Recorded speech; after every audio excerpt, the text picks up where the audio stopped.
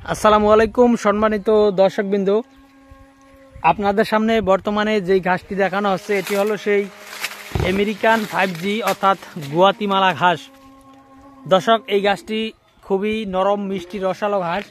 বিশেষ করে এই ঘাসটি বাংলাদেশের একেবারে নতুন ঘাস। দর্শক, হয়তো অনেকেই এই ঘাসের ভিডিও এর আগে দেখেছেন অনেক ইউটিউবে বা অনেক চ্যানেলের মাধ্যমে।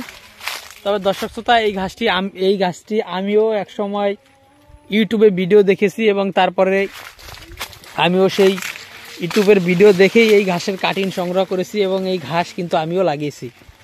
দর্শক, এই ঘাসটি অন্যান্য ঘাসের থেকে অনেক বেশি আপনার ফলন হয়। পাশাপাশি এই ঘাসে ভিটামিন, প্রোটিন, ক্যালসিয়াম, মিনারেল সব উপাদানই কিন্তু এই ঘাসে পর্যাপ্ত পরিমাণে রয়েছে। দর্শক, এই ঘাসটি ডাটার পরিমাণ একেবারেই কম, অর্থাৎ যেই অংশে ডাটাটা মূলত যেটা টাইট হয় সে অংশটা একেবারেই কম।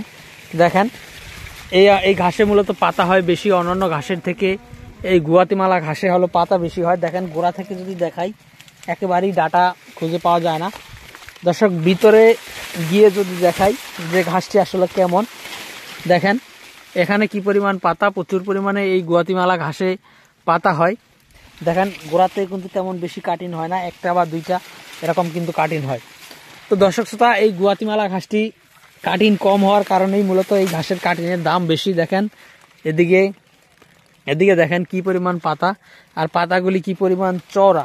দর্শক, অন্যান্য ঘাসের থেকে এই গুয়াতিমালা ঘাসের বৈশিষ্ট্য বা আলাদাই হলো এটা। অন্যান্য ঘাস ডাটা হয় বেশি, গুয়াতিমালা ঘাস ডাটা হয় কম। আর অন্যান্য ঘাসে আপনার পাতা এত বেশি চওড়া হয় না বা এত মোটা হয় না। গুয়াতিমালা ঘাসের পাতাগুলি যে পরিমাণ চওড়া বা মোটা।